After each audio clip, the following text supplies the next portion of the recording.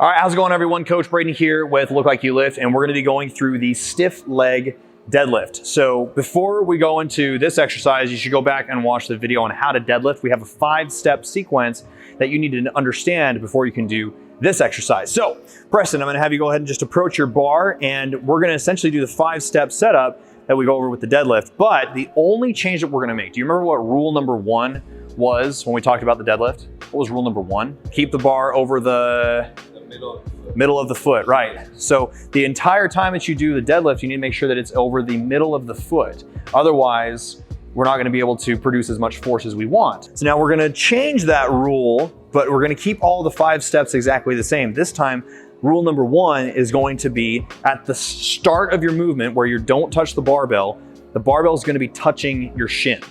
Okay, so go ahead and approach the barbell. And still just go on a shoulder width apart? Exactly, everything else stays the same, but now the barbell is just gonna be touching your shin. Now we're gonna go through that 5-step sequence again, but this time the barbell can't leave that spot. Okay, and I want you to see what happens when you do that. So step number 1, then step number 2 is bend over and grab the bar, okay? And then step number 3 is touch the shins of the bar, but it's already touching. Step number 4 is squeeze the chest up to get the back nice and flat. And then step number 5 is pull. Okay, and then bring it back down. So what did you notice was the change when we changed that rule number 1? It loads a lot more on your hamstrings. Your hips are up a lot higher, right? Yeah, so that's how we do a stiff leg deadlift, is we just made one change and it's a completely different exercise. So we're gonna have you do that again, but there's one thing that I want you to look for when you do this exercise. So go ahead and get down set up for step 4.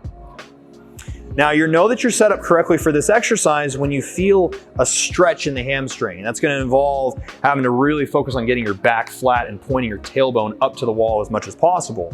Okay, go ahead and pull again. Good. And then drop it back down, but make sure it stays over that new point. Okay, do that again. Tailbone up, good. Okay, nice. That's it.